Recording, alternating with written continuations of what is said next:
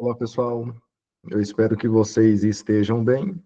Hoje estaremos falando sobre o capítulo 16, o espelho na teoria e na prática psicanalítica. O espelho é tão antigo como a história da humanidade. Muito antes de adquirir a forma científica de um vidro com a parte posterior recoberta por uma amálgama. Os primitivos miravam-se nos espelhos das cristalinas águas paradas e construíram suas crendices diante do misterioso fenômeno da reflexão. Então, quando nós falamos do espelho, primeiro, estamos falando sobre este fenômeno do reflexo, ok? Sob diversas formas, é relevante a presença do espelho em todas as áreas humanísticas, como a arte, literatura, folclore, religião, mitologia, ciência, e naturalmente nas concepções psicanalíticas, sendo que essas últimas é que constituirão o enfoque principal deste capítulo.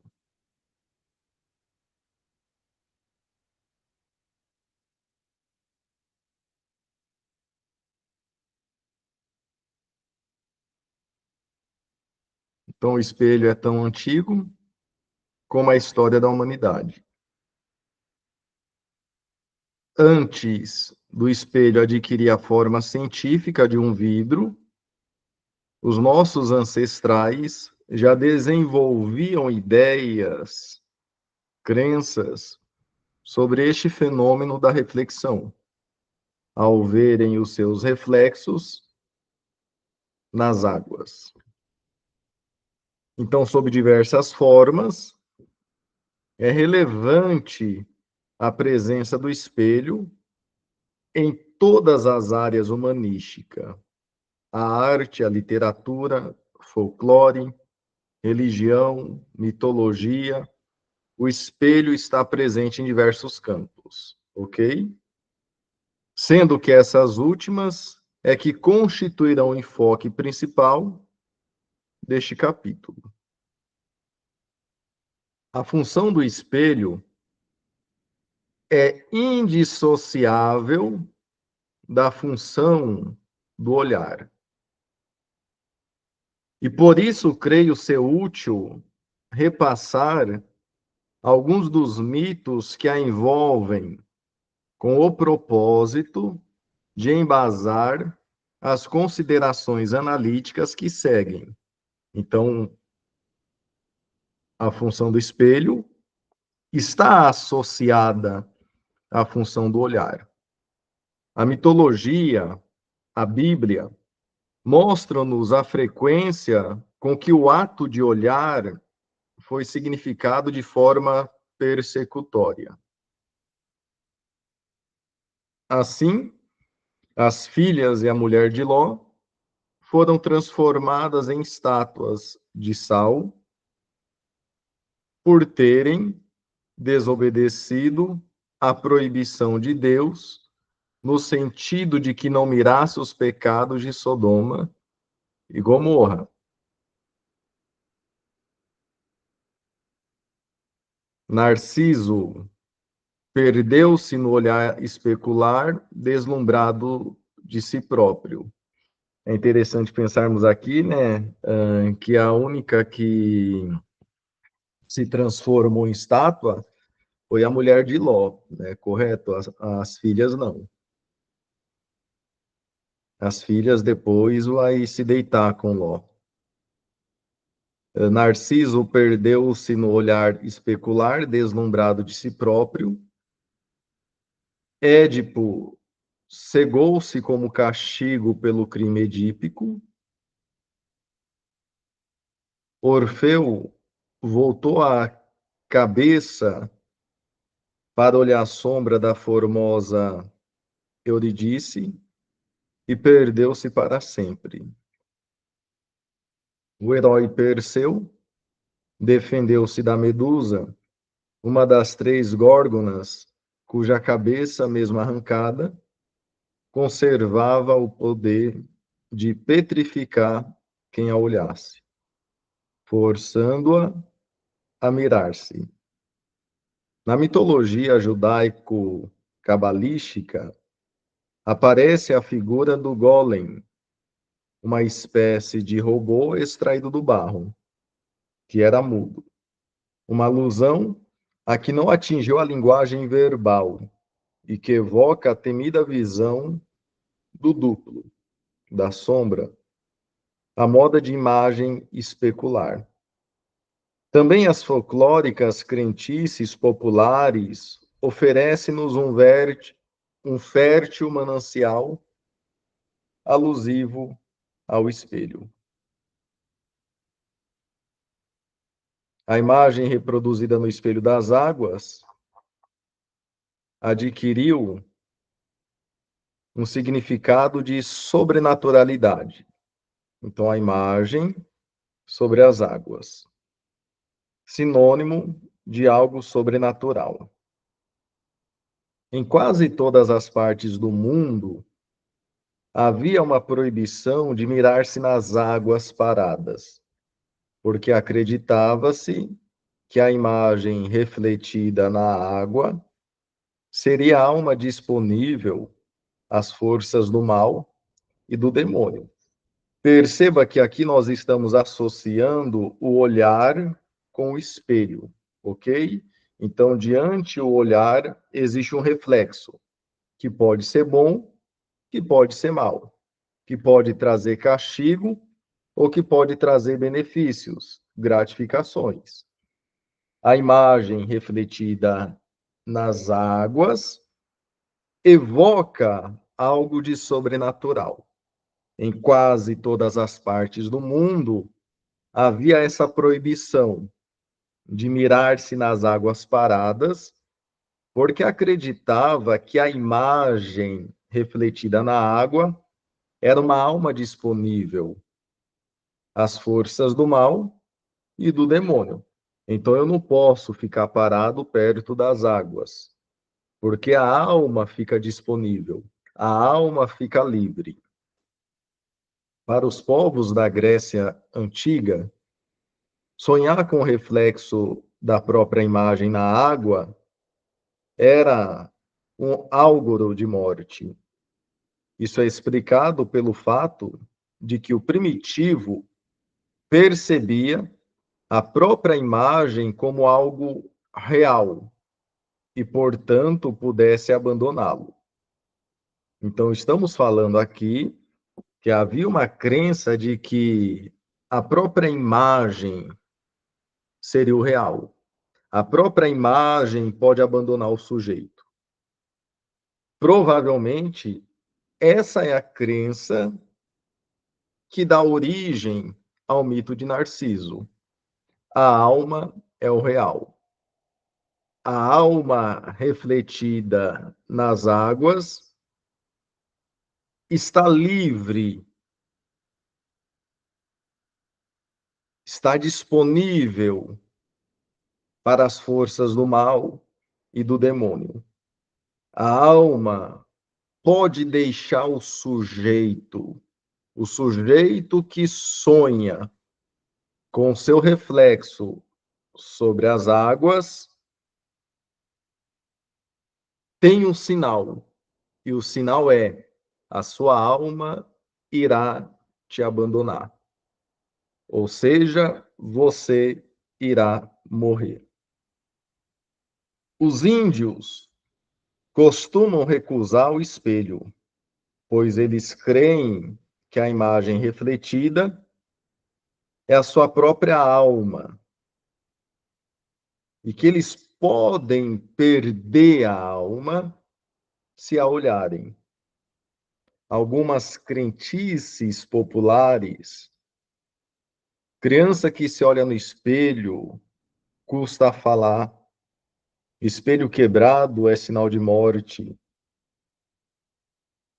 Olhar-se no espelho à noite é perigoso, pode-se ver o diabo.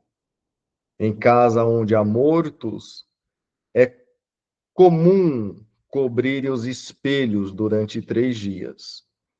Em culturas primitivas, era proibida a tomada de fotografias, pois a imagem, a alma, ficaria presa e imóvel no retrato. Estamos falando sobre a crença do reflexo, ok? Lembrando que no início não havia espelho, havia o reflexo nas águas. Há toda uma construção do que o reflexo significa. Eu estou aqui e a minha alma está lá, prestes a me deixar e disponível a forças do mal. Há uma primitiva conexão de significados entre a imagem refletida no espelho e a própria sombra. Aqui é um ponto importante também. Então, alma, reflexo e sombra. A sombra do corpo é parte integrante do mesmo e suscetível de ser portadora de todas as suas virtudes, poderes e perigos.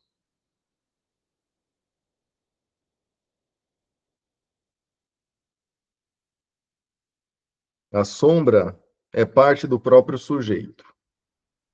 Ela porta virtudes, poderes e perigos.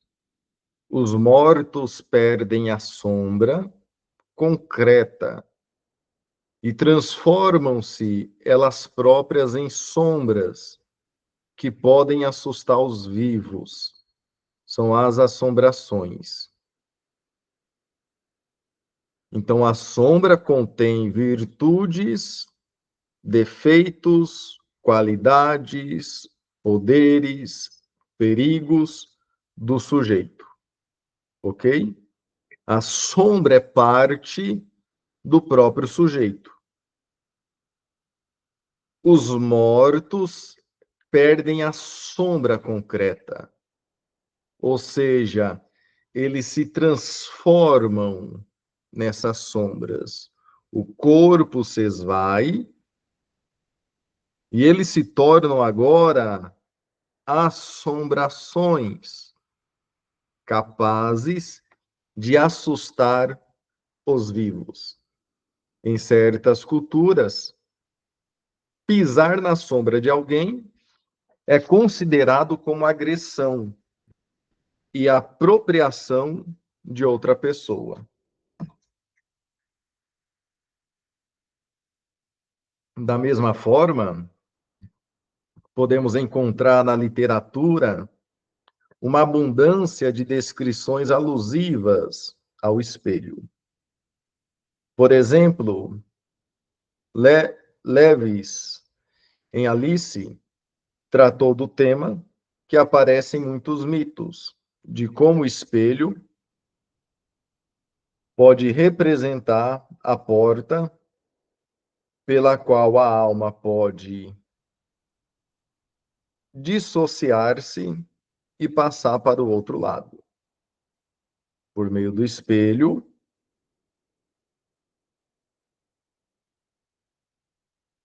a alma, ela se desassocia do corpo e passa para o outro lado.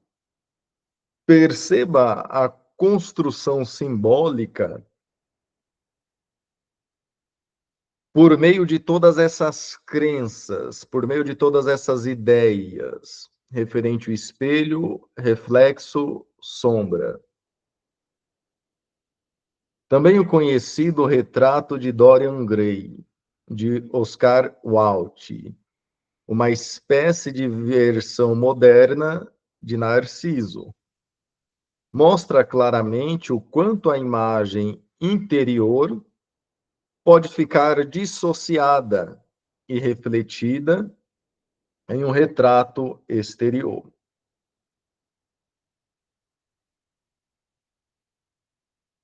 a imagem interior dissociada, refletida em um retrato exterior.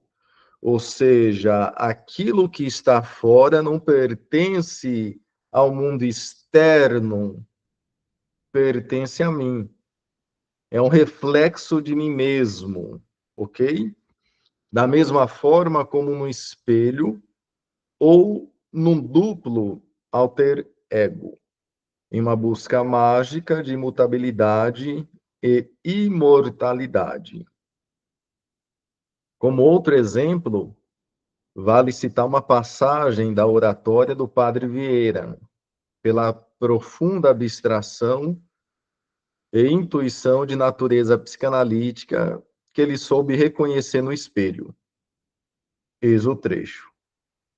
Descobriu a sabedoria de Salomão, dois espelhos recíprocos que podemos chamar de tempo, em que se vê facilmente o que foi e o que há de ser. O que é que foi? Aquilo mesmo que há de ser.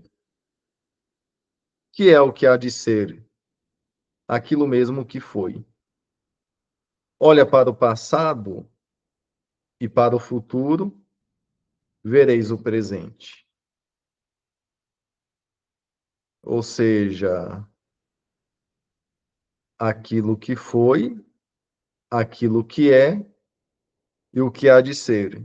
Aquilo que foi e o que há de ser é aquilo que é. Aquilo que não foi e se difere do que aquilo que se é, não poderá bater o martelo dizendo que se é, porque só é o que se é aquilo que se foi e aquilo que se há de ser. Falando sobre a imutabilidade e imortalidade. Ou seja, dentro de uma construção teológica, só pode dizer eu sou aquilo que se foi e aquilo que se há de ser. Por isso o homem não pode dizer eu sou, porque ele não foi aquilo que ele é e nem será aquilo que ele foi, né? E dentro dessa construção, né, acaba valorizando essa divindade de Deus do eu sou, né? Ele é porque ele foi o que é e ele há de ser aquilo que ele é. Ele continua sendo. Dentro dessa ideia aqui de imutabilidade e imortalidade, ok? Por isso que aquilo que nós vemos refletido no outro acaba se tornando estranho, porque há um desconhecimento daquilo que é refletido.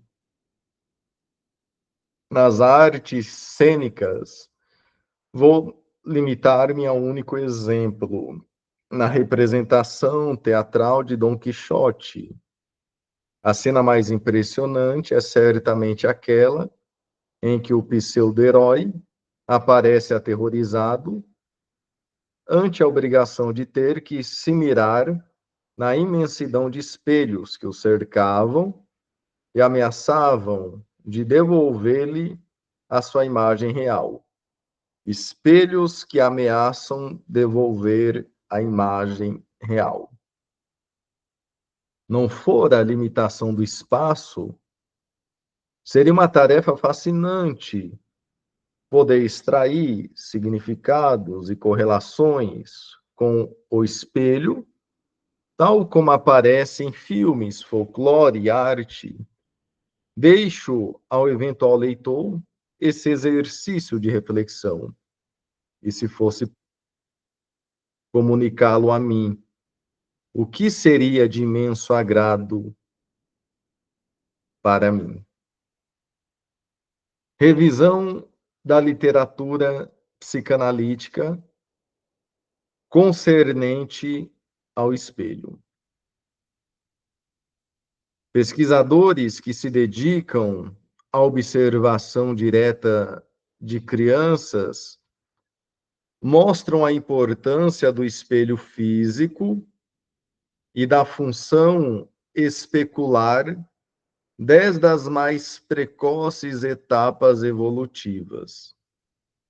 Isso encontra respaldo em textos de importantes autores.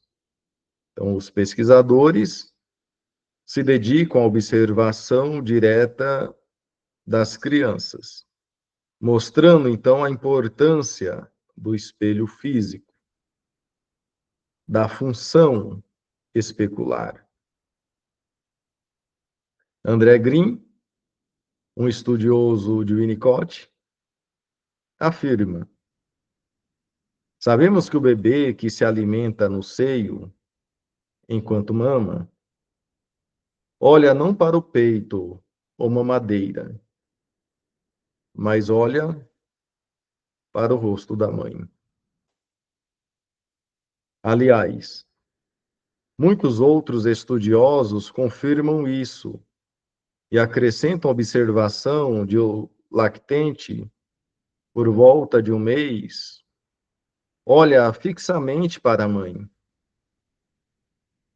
E se esta não corresponde, ele volta-se para um objeto brilhante, como a janela ou televisão.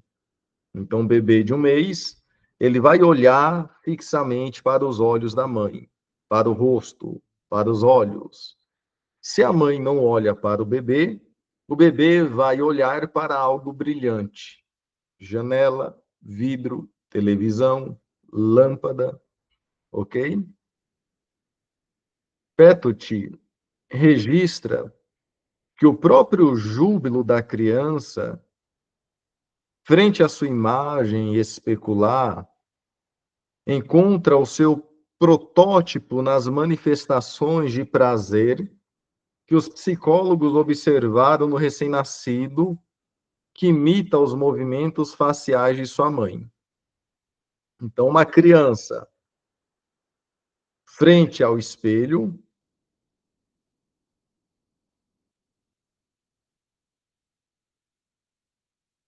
terá uma reação análoga ao recém-nascido, que olha os olhos da mãe. Ou seja, o espelho me reflete, mas o olhar da minha mãe me refletiu primeiro.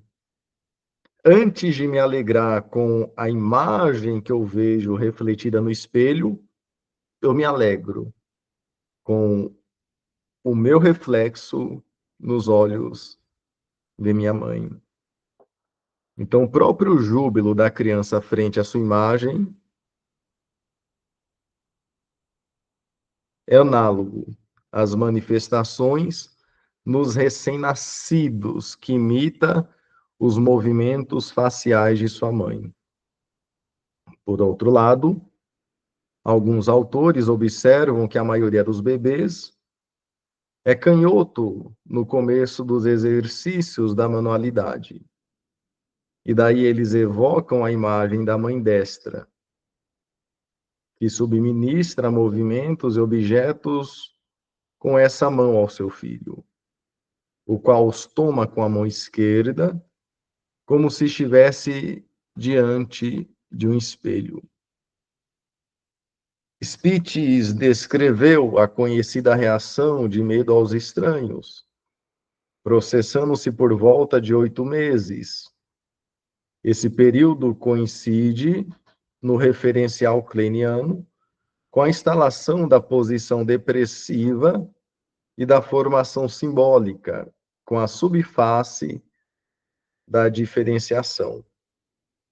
No curso da fase de separação e individuação, ou com o estágio do espelho, em que começa a conquista da imagem própria.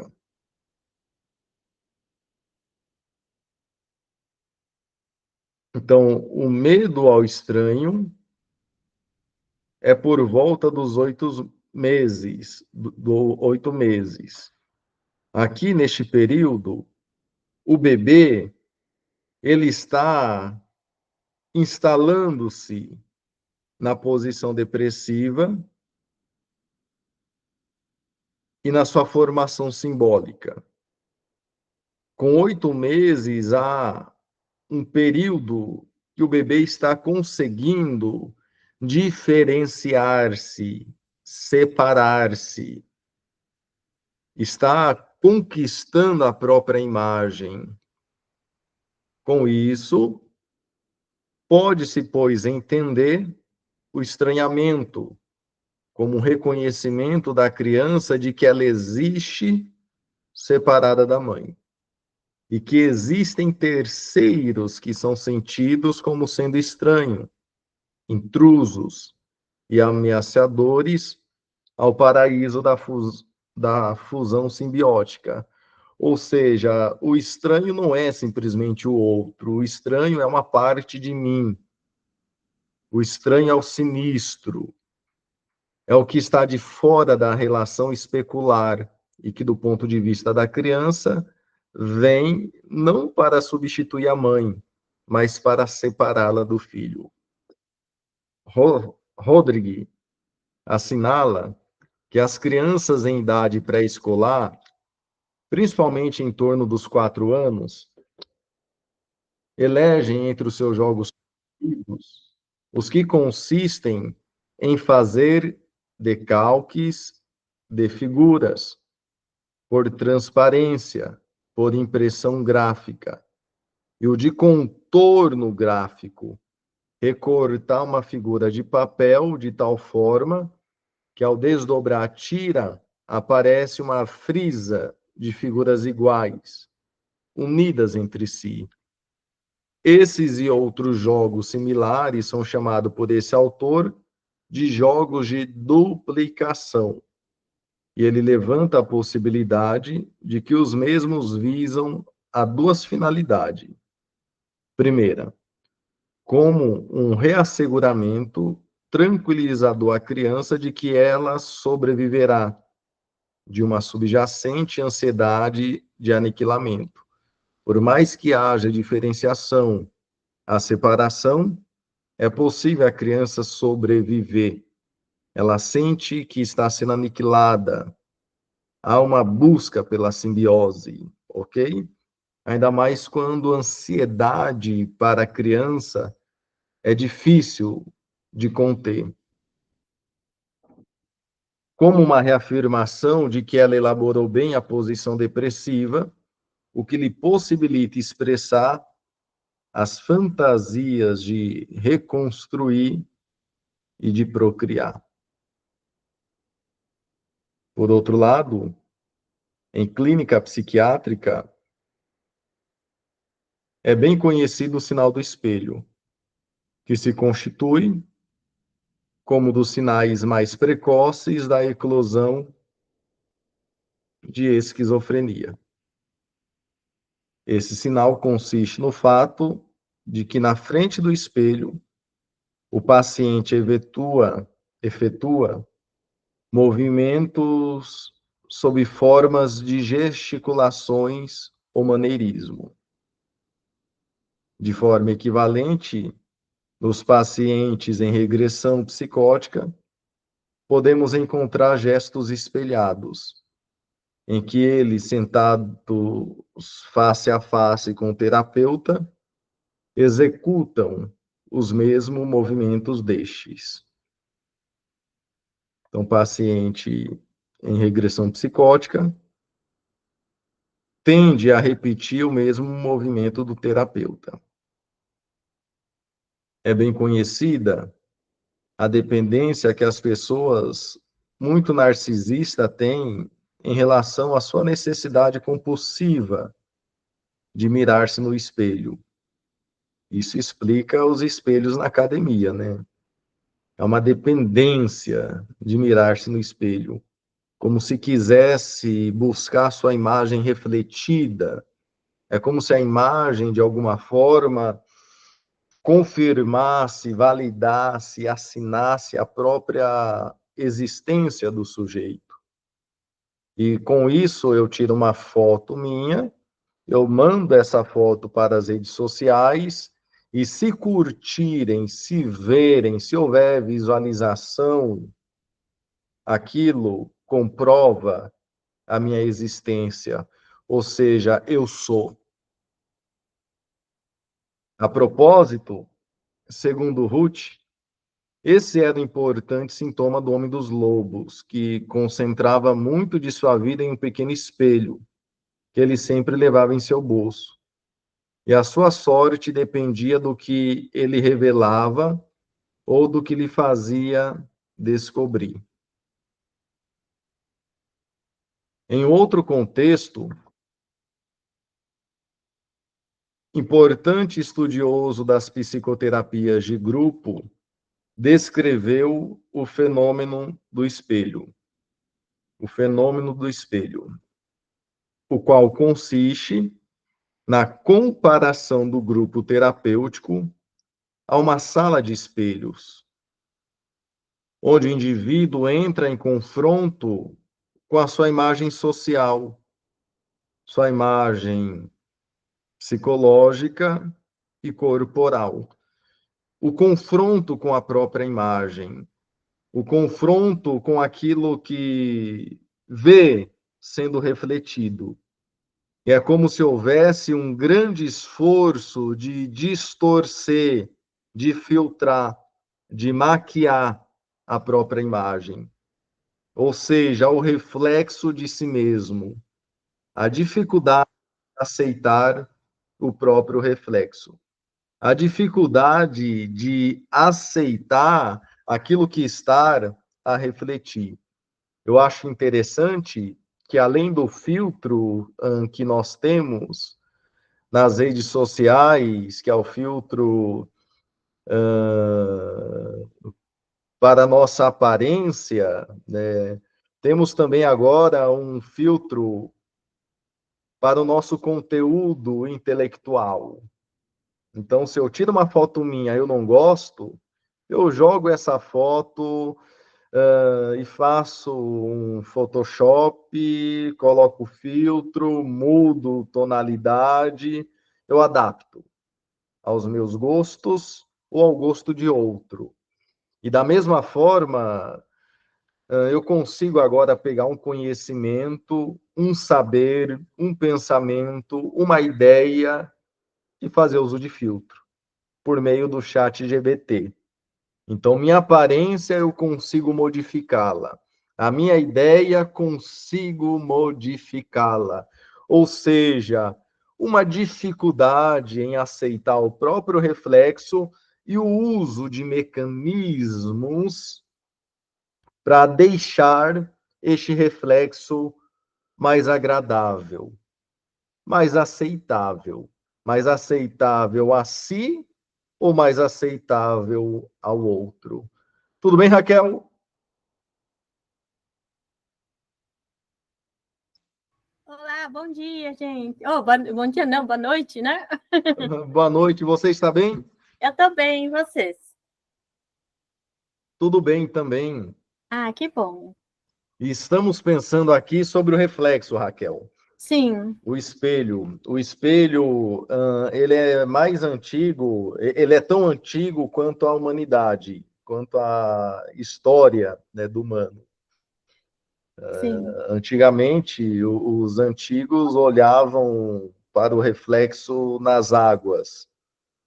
E eles tinham medo. Eles acreditavam que o reflexo era a própria alma e que o reflexo nas águas poderia abrir uma porta para o mal, né, para os demônios e tudo mais. Algumas crenças onde ele descobriu o espelho, algumas crenças de que eles não poderiam ver o próprio reflexo, algumas crenças de que a alma poderia abandonar, de que a alma era o real, tá? certo. Algumas crenças também da alma sendo reflexo e também sendo sombra. Então, quando se morre, morre o corpo, mas o real permanece aí assombrando. Ou seja, a Sim. minha sombra, que é a minha alma, ela permanece assombrando. Morreu apenas o físico, a minha alma não. Ela permanece viva e talvez indo aí por uma casa e outra, puxando o pé e descobrindo as pessoas. Perceba que, para nós psicanalistas, todos esses mitos, essas crenças, essas ideias é importante, porque apenas estamos falando sobre o real, sobre as emoções, sobre o desejo, sobre aquilo que se tem dificuldade de aceitar, de perceber, né? Então, o meu reflexo, tenho dificuldade de aceitá-lo, tá? O meu reflexo é o real. O meu reflexo pode me deixar, pode me abandonar, talvez não é meu, ok? Porque era meu, mas como foi refletido, se tornou uma porta para o mal, que agora o mal se apropriou.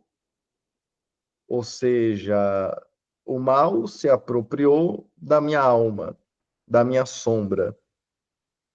Então agora a minha alma e a minha sombra não é mais pura, porque foi tomada pelo mal. E nós psicanalistas olhamos e pensamos, será que foi tomada pelo mal ou o mal já estava lá? Sim. Ou Uhum. seja, a dificuldade que o sujeito tem de aceitar. E na contemporaneidade isso é muito importante. Tá? Repito o que falei agora de pouco. Eu tiro uma foto, eu faço filtro. Eu tenho uma ideia, eu jogo no chat GBT. Sim. Perceba que é algo meu. É a imagem das minhas ideias, é a imagem da minha aparência, mas eu vou modificando. Né? Sai ou exala um cheiro meu, eu passo um perfume. Uhum. Assim por diante. Meu cabelo cresce, eu corto. Né? De alguma forma, eu vou tentando conter, tá? Quando eu contenho, entendendo que aquilo é meu, aquilo me pertence, sem desprezar aquilo, é importante, porque eu posso desprezar aquilo desprezando a mim mesmo. Um exemplo, o Hum. sujeito que diante a inclinação a conteúdos pornográficos decide furar os seus próprios olhos para não ver pornografia. Sim. Entende? Uhum. Começa a se ferir, começa a se machucar, tá? Tenho uma inclinação ao furto, vou lá e corto a minha mão. Minha mão é dissipada, e assim por diante. Perceba que tudo isso faz parte, de tentar distorcer o real por vias de cortes, por vias de filtros, por vias de modificações. Mas, repito, podemos modificar, podemos usar filtro, podemos usar o chat GBT, e não é diferente do que assistente, né? Muitos escritores, eles tinham assistentes, né? Políticos, cantores, assistentes que vinham dando assistência à escrita, à ideia e assim por diante, polindo a fala, e assim por diante. Então, o que o chat GBT faz é apenas o serviço que muitas pessoas recebiam de outros. Perceba que estamos falando do reflexo. Eu Certo. aceito ou não? Eu compreendo ou não? Eu percebo ou não? E assim por diante.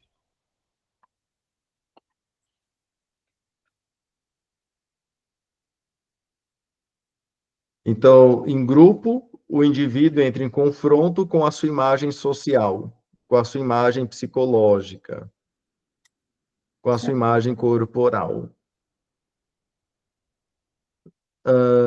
no livro o Espelho de Dorian Gray, fala sobre esse confronto com a própria imagem, esse esfaqueamento do retrato, o retrato de Dorian Gray. O sujeito vai e esfaqueia o retrato. Né? No dia seguinte, o sujeito amanhece morto, porque o retrato era ele mesmo. O retrato era ele. Sim. Ele se feriu tentando destruir o quadro à sua frente, o retrato à sua frente. Esse confronto. Esse sou eu preciso estar ciente, né, das minhas limitações, de quem sou, do real e assim por diante.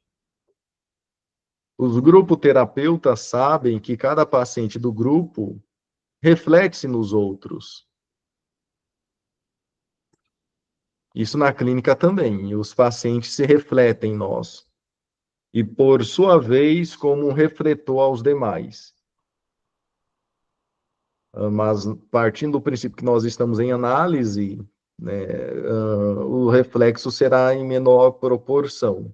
Agora, quem não faz análise, terapia, perceba que o sujeito no grupo irá refletir os demais da mesma forma que verá nos demais o seu próprio reflexo.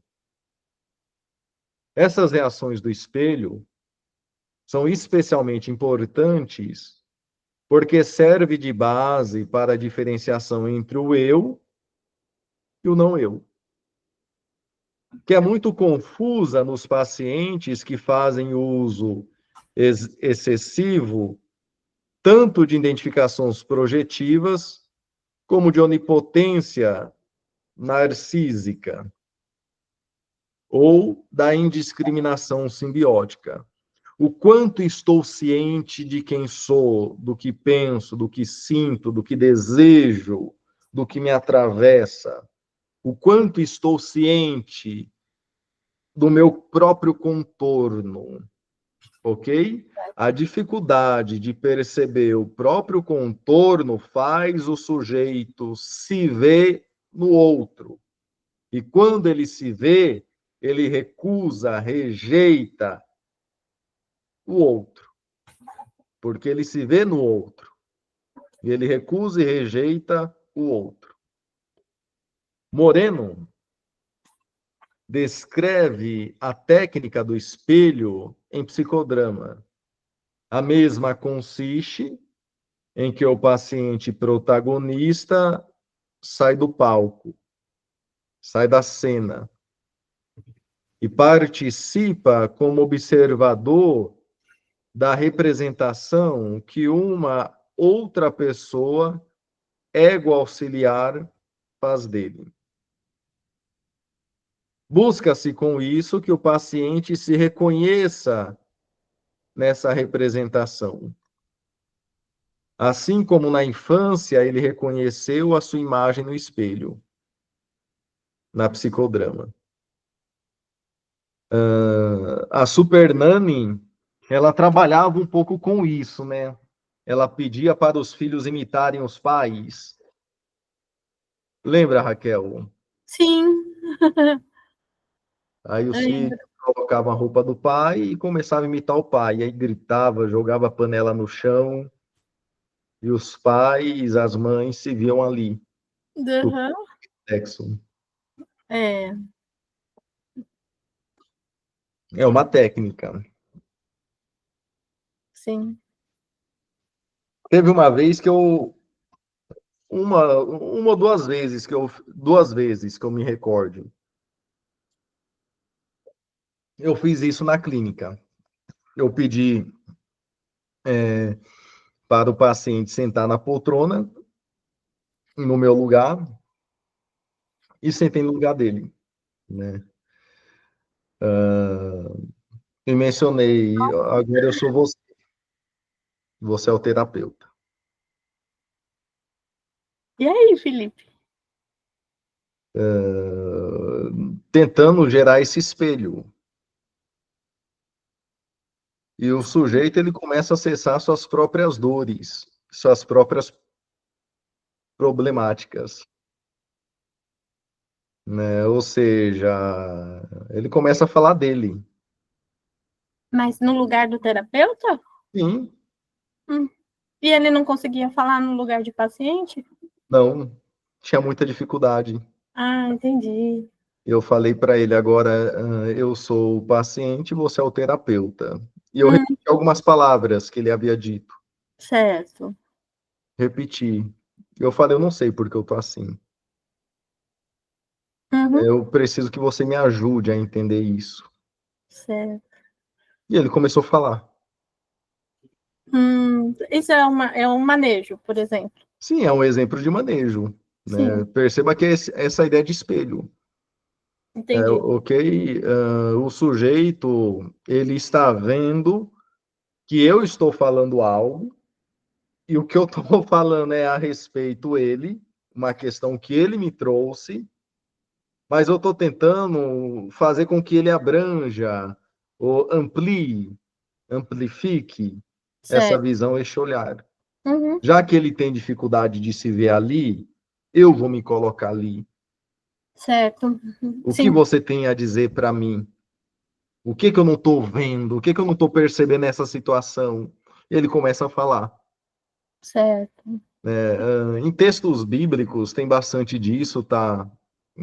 Quando o Davi comete um pecado, que o profeta Natan vai até ele, o Sim. profeta Natan pega o pecado é que o Davi tinha ficado com Betseba e tinha mandado matar o marido dela, Ah, tá, tá. né, na Bíblia. Aí o profeta Natan vai até ele e fala: Davi, havia dois homens, um rico e um pobre. O homem rico tinha muitos animais. O pobre só tinha uma cordeirinha. Vem um viajante. O homem rico, ao invés de pegar entre os seus muitos animais, pegou o único animal que o homem pobre tinha, matou e deu de comer ao viajante. O Davi fica indignado, Sim. fica raivoso. Fala, esse homem é digno de morte. É muita maldade isso que ele fez. Aí o Natan olha e fala, Davi, esse homem é você.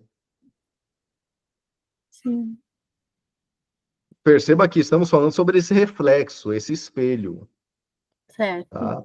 Uhum. Aquela ideia também de que quando Pedro me fala de Paulo, eu sei mais de Pedro do que de Paulo. Sim, sim. Uhum. Por quê? Porque o sujeito está falando do seu próprio reflexo, está Certo. falando dele. Sim. Né? Por isso que nós precisamos ter essa sacada, sabe? O paciente se reconhece nessas representações, aonde ele não é o protagonista. Nós não colocamos ele lá como protagonista. Quando eu mudei de lugar com o meu paciente, eu tirei o paciente desse lugar de protagonista. Tirei ele de lá. Ele agora está na minha poltrona. Ele me vê e ele começa a falar. E ele Certo. está falando da sua própria sombra, do seu próprio reflexo. Sim. A Né? sombra, no caso, Felipe, você está usando um termo junguiano, porque eu ainda não compreendo bem se é pulsão de morte, a sombra, se é um conceito de Jung, que ainda não aprendi bem. Uhum. Eu vou voltar um pouquinho aqui, ó. Aqui. Aí fica melhor para entender. Aqui, ó.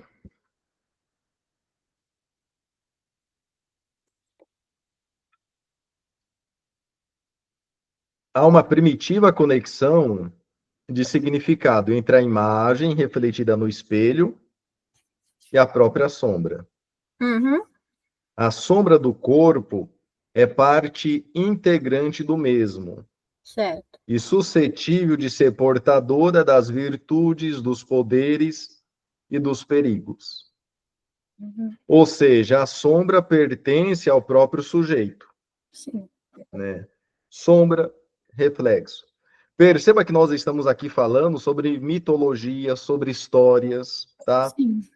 O mito de Narciso, onde tem um espelho, ok? Sim.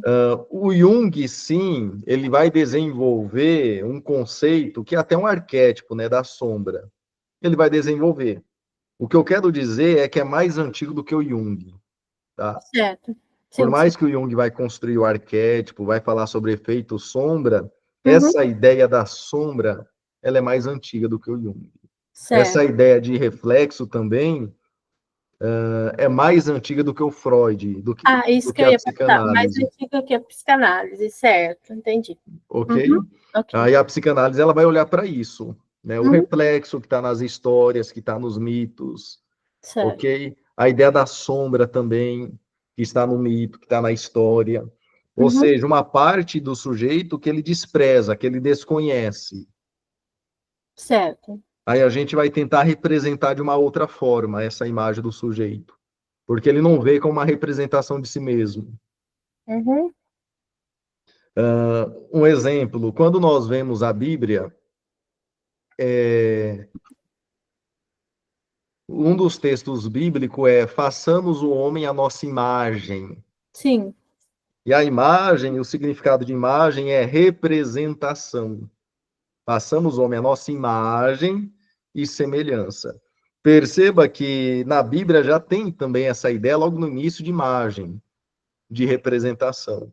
Certo. Alguns pesquisadores perceberam que quando a criança começa a perceber a sua imagem no espelho, essa função especular no espelho, da própria imagem, ela tem uma alegria e uma satisfação análoga ao recém-nascido, quando olha para o rosto da mãe nos olhos da mãe. Sim. Ou seja, a criança se vê refletida no espelho, se alegra. O recém-nascido, ao olhar nos olhos da mãe, também se alegra, Sim. né? Ou seja, os olhos da mãe brilham. Ele se vê, de alguma forma, refletido ali. Aquilo atrai ele. Ele está sendo visto, ele está sendo olhado. Não é tanto que quando a mãe desvia o olhar do bebê, do recém-nascido, o recém-nascido ele tende a olhar para alguma coisa brilhante. Televisão, Uhum. janela, luz, alguma coisa brilhante. Né? Então perceba que são ideias mais antigas do que a própria psicanálise. Sim. Tá? A ideia de íris, íris do olho, Uhum. íris, ela está presente na mitologia, né? Mitologia grega, grega e romana também. A ideia Sim. de íris. Então é mais antiga do que a psicanálise, tá? Uhum. A ideia bíblica, a menina dos olhos de Deus, né? E assim por diante. Uhum. Então perceba que essa ideia aqui é fascinante para a Uhum. clínica. A função especular. O que o Certo. paciente não vê de si mesmo? O que o paciente não aceita de si mesmo? O que eu estou refletindo do meu paciente? Eu estou identificado com qual reflexo do meu paciente? O meu paciente, ele tem medo de falar comigo, por quê? O que ele está refletindo sobre mim? Que figura ele reflete sobre mim? A figura de alguém que pode castigá-lo? Alguém que pode puni-lo? Eu estou sendo um espelho do quê? O Uhum. paciente está com medo de mim. Ele está com medo de mim ou da própria agressividade dele? Ele está Uhum. com medo de mim ou da figura do pai, da mãe, de alguém que conviveu com ele? E das experiências dele. E por isso ele me teme. Mas ele me teme não enquanto um objeto objetivo, mas enquanto um objeto subjetivo dele. Algum comentário? Fica à vontade, tá? Tá. Não, por enquanto, é, por exemplo, o paciente vê o analista como um espelho para ele. Seria isso. Sim, Onde ele projeta as imagens, por exemplo, das figuras paternas. Vai. sim, entenda como objetos, objetos e partes do outro e de si mesmo também. Certo. Uhum. Fica à vontade. Tá. É, acho que entendi, Felipe. Um exemplo, o paciente chega e fala: olha, eu não consigo, eu preciso que você me ajude. Sim. Eu preciso que você me tire de onde eu estou. Eu preciso que você acredite em mim. Eu preciso que você me socorra. Eu preciso que você faça alguma coisa por mim. É só o terapeuta que pode ajudá-lo? Não. Você não concorda que ele está projetando a própria responsabilidade também sobre o terapeuta? Sim, está. É isso. Ou seja, é o reflexo nele. E a gente vai tentar integrar para o sujeito e falar: calma aí, isso daqui é sobre você. Sim, Você precisa se comprometer com o processo de análise. sim, E até mesmo, às vezes, o sujeito não se sente responsável. O sujeito não se sente comprometido com a vida. Ele se sente completamente o cocô da barata. sim, Ele não se vê com virtudes, com potencial e responsabilidade. Aí nós olharemos para ele e vamos refleti-lo, dizendo: olha, você está aqui. Fazem 4 sessões que você não falta. Você está comprometido com a vida. Você está buscando o seu bem-estar. Perceba que ele não se via, ele não se percebia, sim, e a gente fala: você está aqui. sim, Você diz que está doendo, que está tendo dificuldade, que está sofrendo, mas você está aqui. sim, Você veio. Apesar dos pesares, você chegou aqui. sim, Isso mostra a tua grandeza. sim, Você não sim. desistiu da vida, você não desistiu de tudo. Não desistiu de si mesmo, né? Não desistiu de você mesmo, Uhum, né? De alguma forma, isso mostra que você tem um amor por você, sim. um cuidado, um apreço. Estou refletindo, ele nem via isso, ele nem Uhum, percebia isso. sim. Ah, eu só me saboto, eu só procrastino, eu só Uhum, me saboto, só me saboto, só me saboto, eu não presto. Não, você está aqui, você quer mudar isso. É isso, é o reflexo. sim, Aí o paciente vem e fala: ó, muito obrigado pelo que você fez por mim, você me ajudou, eu estava prestes a morrer, prestes a me matar, mais você, mais você, mais você, mais você. A gente olha para o sujeito: não, isso é mérito seu. sim, Você veio até aqui. Você escolheu pagar sessões. Você escolheu se implicar neste processo terapêutico. Eu estou aqui porque você está aqui. Porque sim. você quis estar aqui.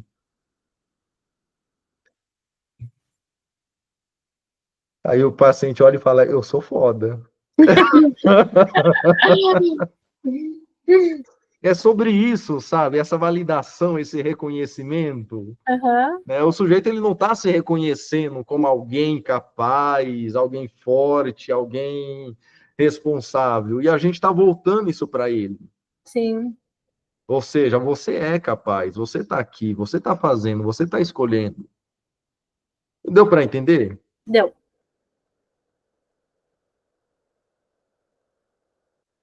Da mesma forma, o sujeito pega e fala: eu estou vindo aqui, estou fazendo sessão e não está resolvendo nada.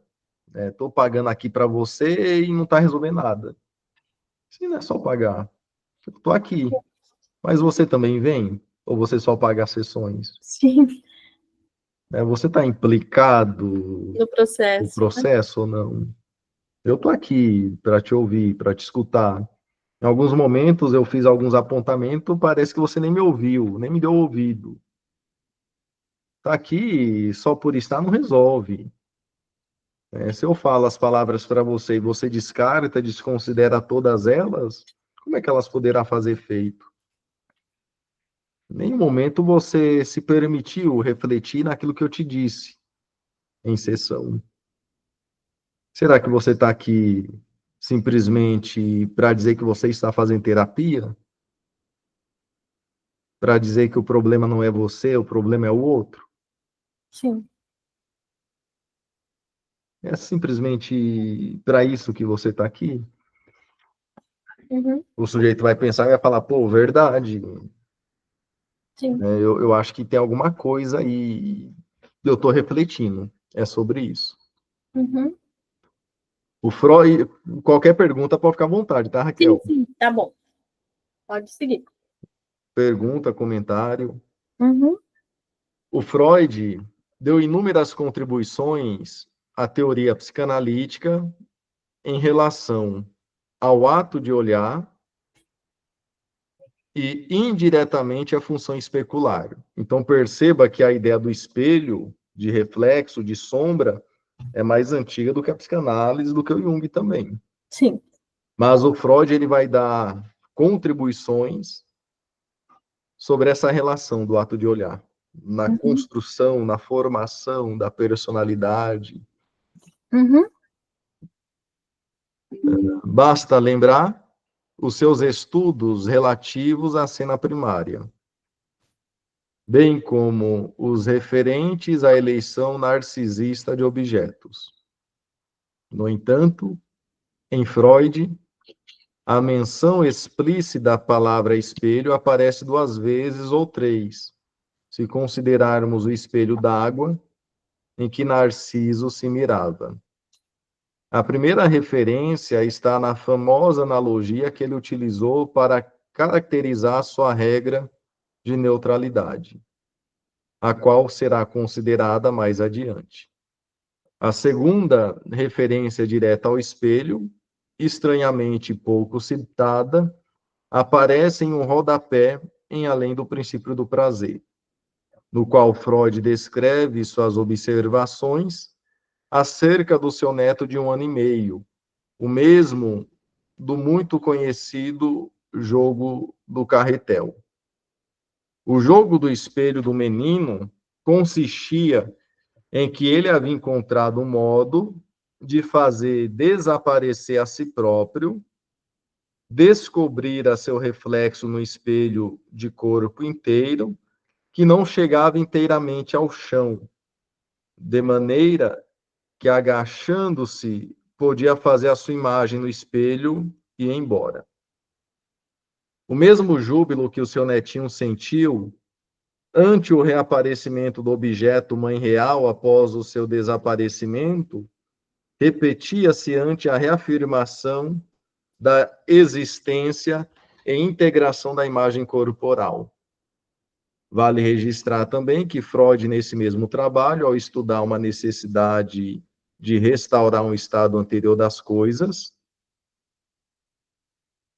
esse é um ponto importante também, necessidade de restaurar um estado anterior das coisas. Cita a seguinte passagem de Platão: tudo nestes homens primitivos era duplo. Tinham 4 mãos, 4 pés, 2 rostos, 2 partes pudentas e assim por diante. Finalmente, Zeus decidiu cortá-los em 2, como uma sorva que é dividida em 2 metades para fazer conserva.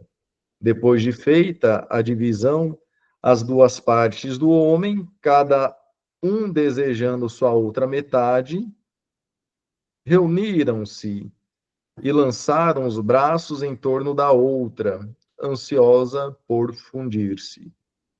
Creio que esta citação atesta a importância que Freud deu ao jogo das imagens especulares, que ele retoma em Ter e Ser, na qual trata das vicissitudes do processo identificatório, que a maneira de espelhos confrontados permite uma reflexão reverberante e constante na relação entre o indivíduo e o seu universo objetal.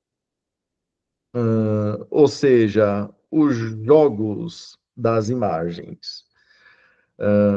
Quando eu sou forçado a crescer, a amadurecer, ser forte e deixar de lado as minhas emoções, há uma grande tendência de eu me unir com pessoas mais frágeis, mais emotivas, tá? Por quê? Porque, de alguma forma, estou entrando em contato com as minhas emoções. Quando eu cuido das emoções do outro, estou cuidando das minhas emoções que tão ignoradas foram. Certo.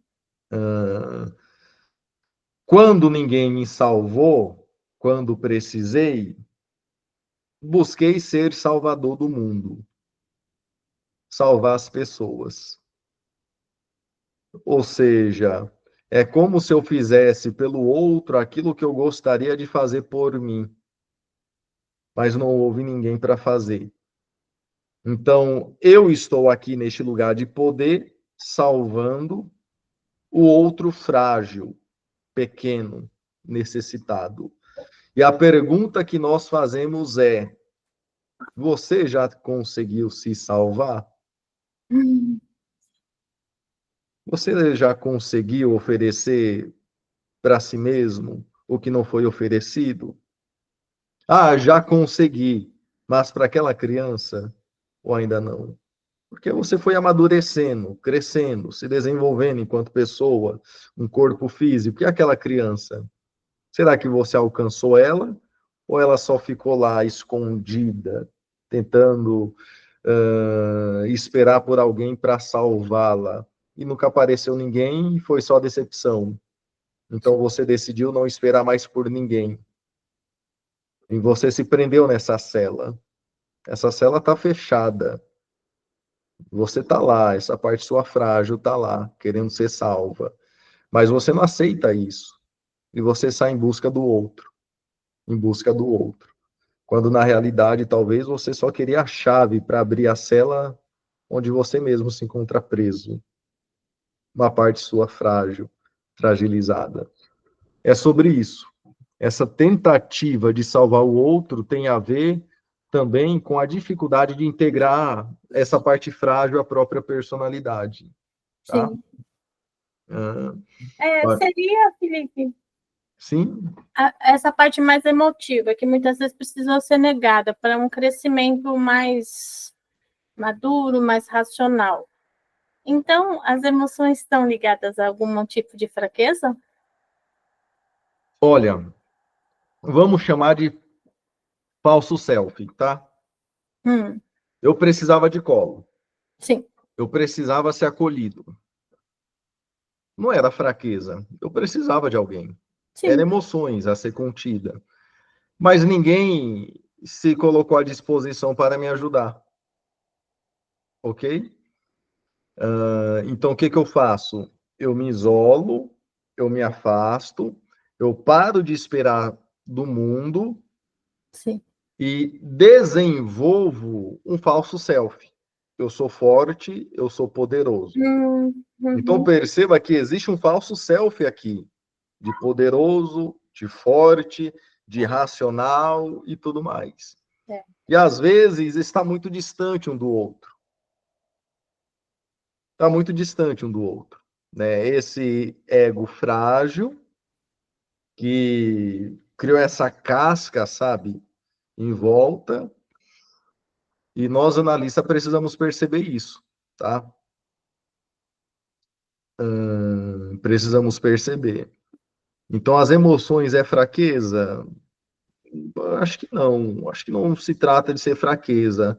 Eu acho que se trata, né, sobre esse espaço necessário para que possamos amadurecer as Sim. nossas emoções, conter, significá-las, nomeá-las, sentir e tudo mais.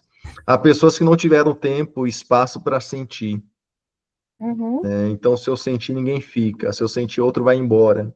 Se eu sentir, o outro me desampara. Então, eu busco até mesmo sustentação teórica e argumentativa, porque o sustento emocional me faltou.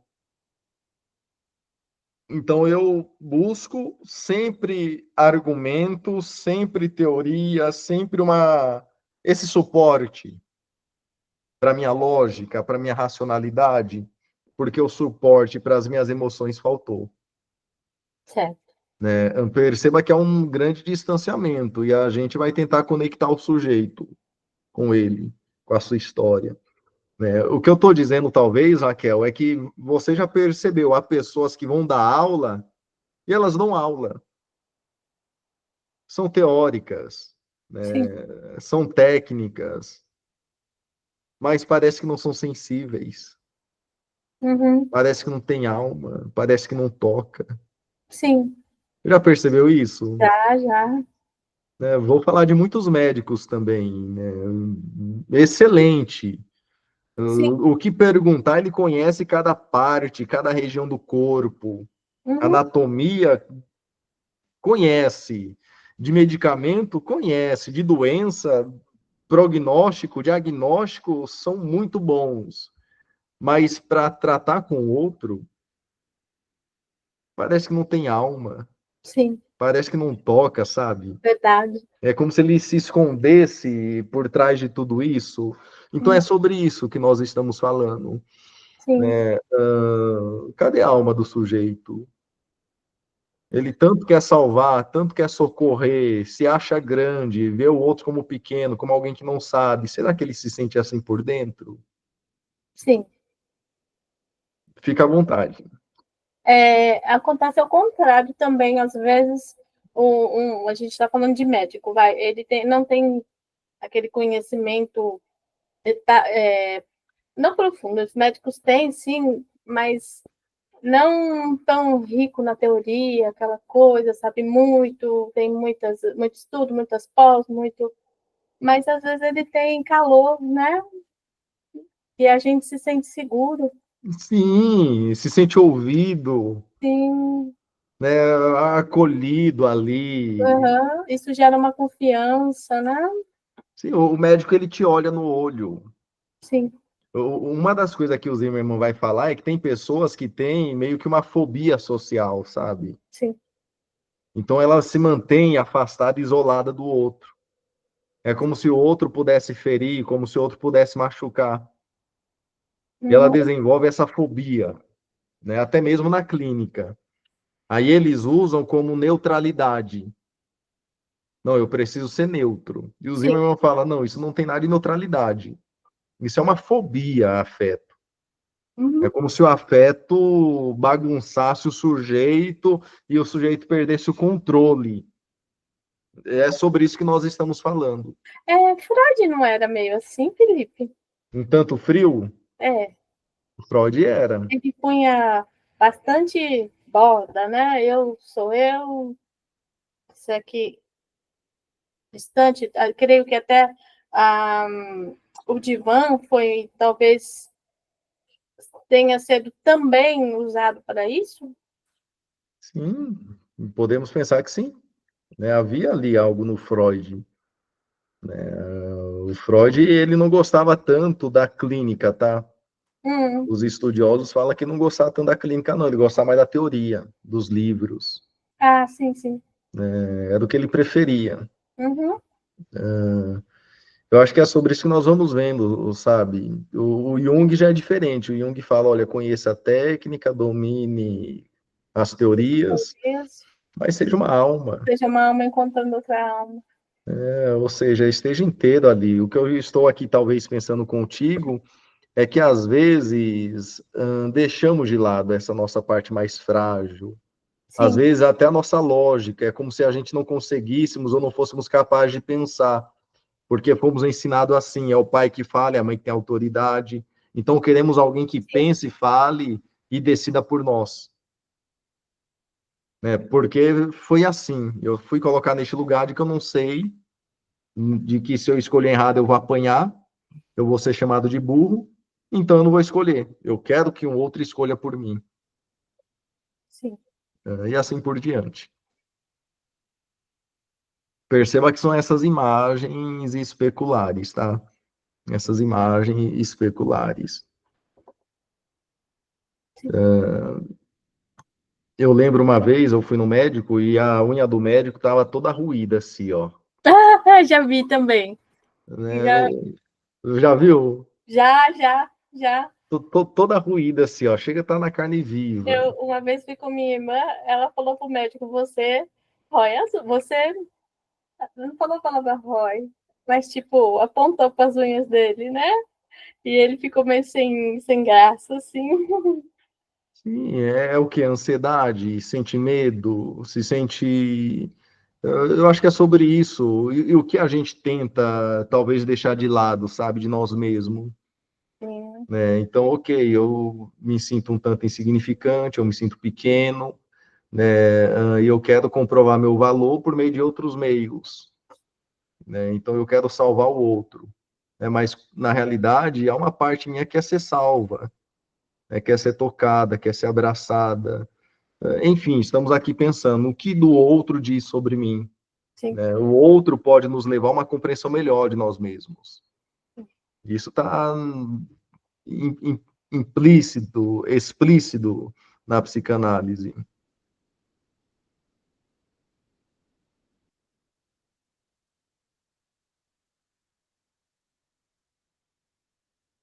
Dificilmente vamos encontrar nos textos desses autores alguma referência direta ao espelho, nos teóricos das relações objetais, que é a psicanálise clássica.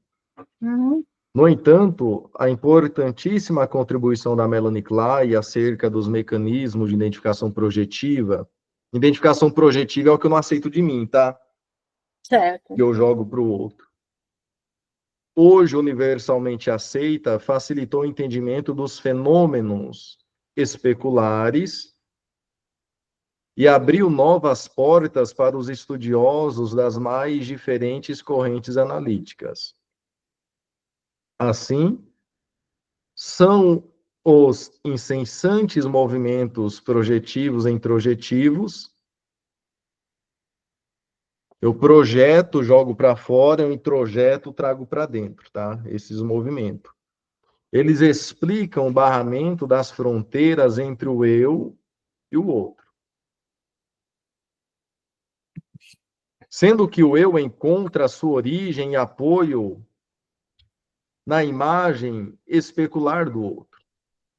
O eu encontra sua origem e apoio na imagem especular do outro. Dessa ótica, por exemplo, podemos entender o ciúme como sendo a culminância da ambivalência de qualquer relação fundada em um modelo especular. Um exemplo. Já viu aquela pessoa que chega e fala, estão tendo inveja de mim? Todo mundo tem inveja de mim? Sim. Será que ele não é invejoso? Ah, creio que sim. O excesso de ciúme, Sim. aquele ciúme excessivo. Por que isso? Será que eu não estou colocando no outro um desejo que é meu? O Eduardo Mascarenhas, ele fala algo interessante. Ele fala sobre o ciúme na mulher e ele fala sobre a homoafetividade da mulher. Né? O homem, ele já nasce numa relação hétero. Sim. O menino e a mãe, uma relação hétero. A mulher nasce numa relação homo. A menina e a mãe. Ou seja, existe esse contato maior, esse relacionamento que no início já é homossexual, homoafetivo. Aí o Mascarenhas fala, muitas mulheres com ciúmes, né, de outras mulheres. Será que não há nelas o desejo? Esse desejo que é excluído, reprimido, recalcado, censurado, o quanto a pessoa conseguiu resolver, trabalhar, elaborar essa parte da própria personalidade homoafetiva. O quanto ela conseguiu trabalhar isso. Eu lembro de uma pessoa que ela olhava para os homossexuais, né, e ela falava, eu odeio gay. Gay tem que morrer. Essas pragas ruins. E falava a palavra pesada, sabe? Tem que Sim. morrer tudo. Mulher falando. Um homem. Um homem. Depois de um tempo, ele deixa a família, ele deixa a esposa, deixa o filho e se casa com outro homem. Sim. Então perceba que quando ele fala eu odeio o gay, ele está colocando sobre o gay um desejo dele. Sim. Algo que ele está tendo dificuldade de aceitar, que ele não quer aceitar. que ele não quer reconhecer em si, né? Ele está tendo essa dificuldade. Então, eu persigo o outro, eu mato o outro, porque o outro, né, é um recipiente do meu desejo, eu coloquei nele. Mas perceba que eu posso matar o outro. Quando eu mato o outro, meu desejo não morre com o outro, permanece vivo. Permanece vivo. Aí eu vou querer matar o outro, e assim por diante. Seria uma... o sujeito faz uma projeção Sim. do seu desejo. Sim. Essa projeção seria um espelho? Sim, já é, porque eu estou vendo no outro algo que eu estou rejeitando em mim. Rejeito em mim, sim. Eu vejo no outro, né? Isso é Algo que eu inconsciente, né, Felipe? é inconsciente, e tem níveis, né? E tem níveis. Às vezes o sujeito tá bem inconsciente mesmo, e às vezes já está mais pro pré-consciente no sujeito. Certo. Ele já sente aquilo como algo familiar, né, dele. A pessoa que sente aquilo como muito estranho a ele. Então há esses níveis aí no inconsciente, vaso, recalque, assim por diante. Perceba que a função do espelho tem muito a ver com isso, sombra, espelho, reflexo, ok? Uhum.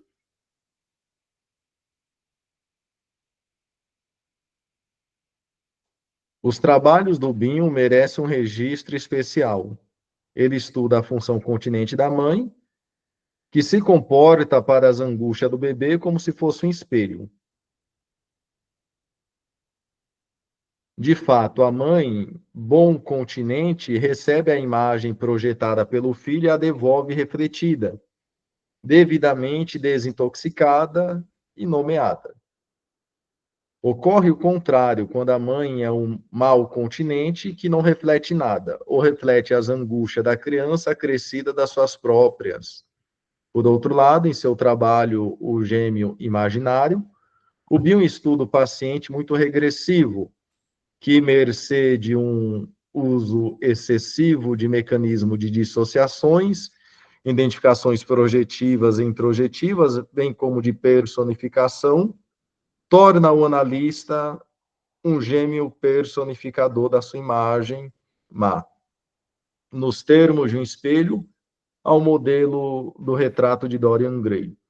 O gêmeo imaginário representa uma espécie de duplo, um segundo eu, dramatizando assim uma relação objetal muito primitiva e que visa a dois objetivos: manter sob o controle no exterior os objetos do seu mundo interior, manter a negação de que existe uma realidade diferente do seu próprio eu.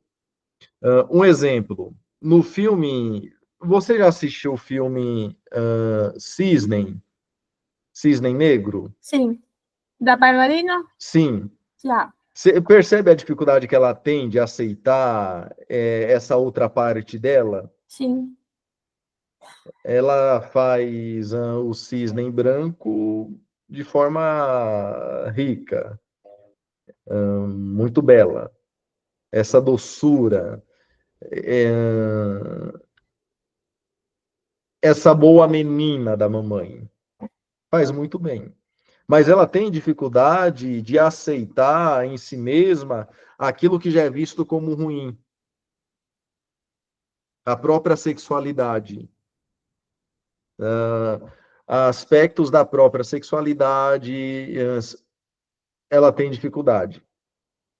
Por isso que ela vai ter dificuldade com o cisne negro. Porque no cisne branco, ela vai transitar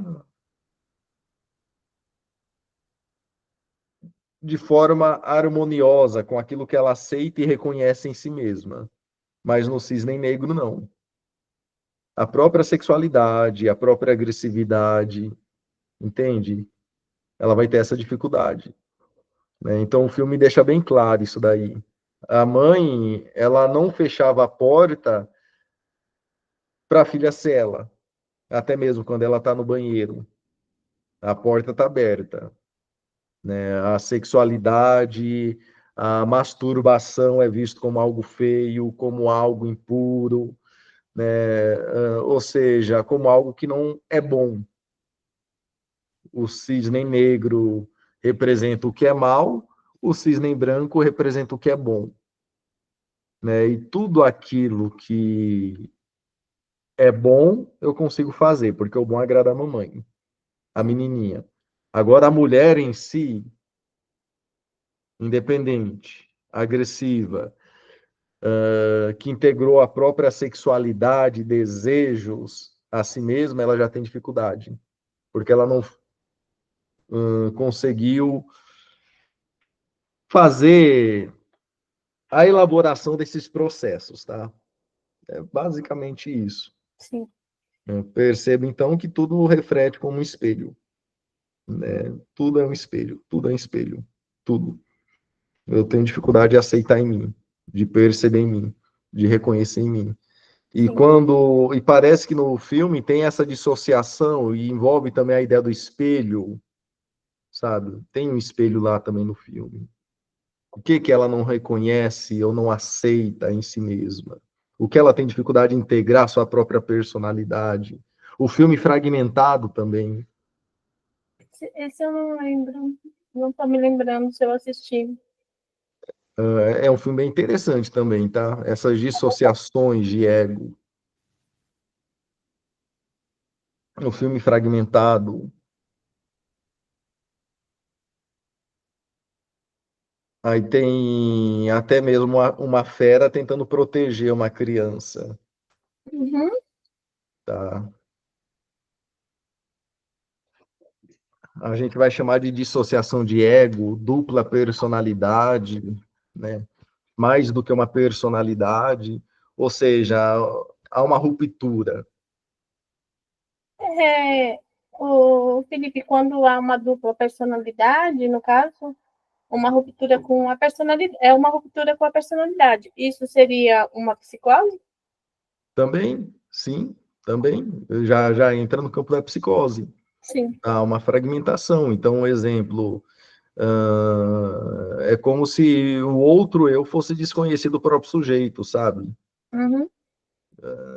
Às vezes pode estar havendo uma dissociação, né?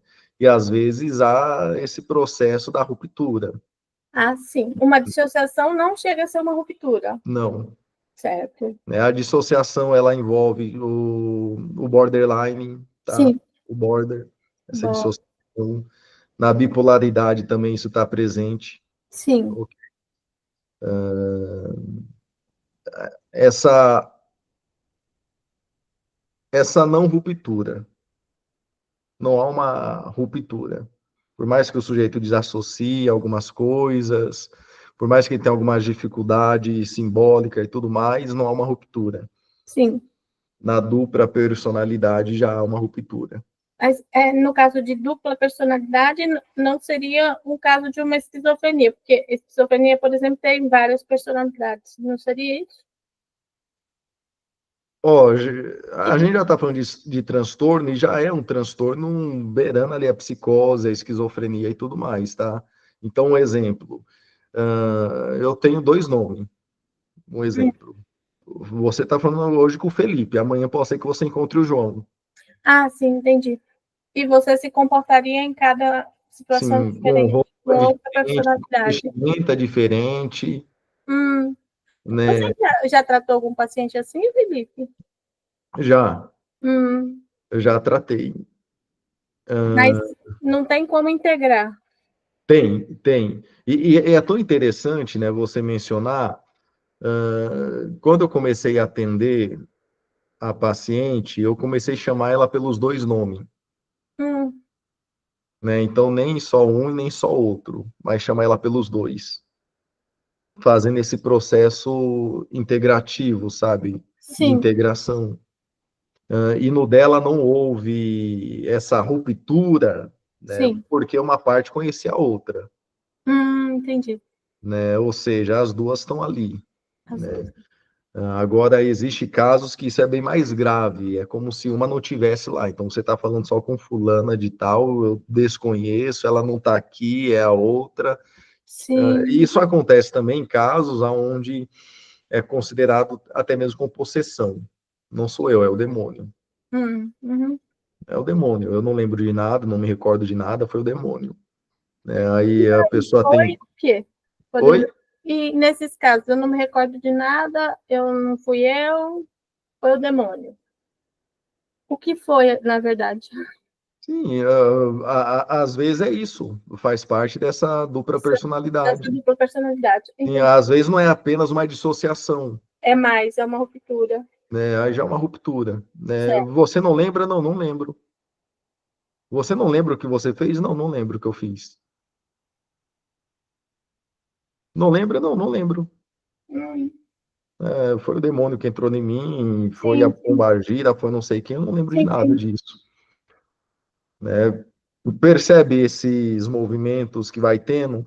É claro que tudo isso é muito complexo, tá? Sim, sim. Aí a gente já teria que entrar em teóricos que estudam isso mais a fundo. Uhum, Eu não estudo isso a fundo, sim, meu conhecimento é raso, posso dizer. sim, Eu sei que há uma diferença entre o border, o bipolar e a dupla personalidade. Há uma diferença. sim, E a diferença evidente é essa. Na dupla, há uma ruptura. sim. No border, há uma dissociação. Uhum, E já no bipolar, são episódios certo. entre mania e depressão. Uhum. Mania e depressão. Chamavam de maníaco depressivo, né? Sim, sim, lembro. Psicose maníaco-depressiva, né? Sim. Então perceba que é um assunto complexo para Nossa. entender onde se enquadra um, onde se enquadra o outro e tudo mais. E o que é defesa também é uma negação. Às vezes é uma negação forte, tá? De um sentimento. Às vezes é uma negação muito forte do sujeito. Ele vai tendo dificuldade de aceitar e pouco a pouco vai aceitando. Às vezes não, não vai aceitar. Então existe ideias assim que é bem. Aí se entrar para o campo da religião, aí pronto, né? Campo do quê? Da religião. Ah, sim.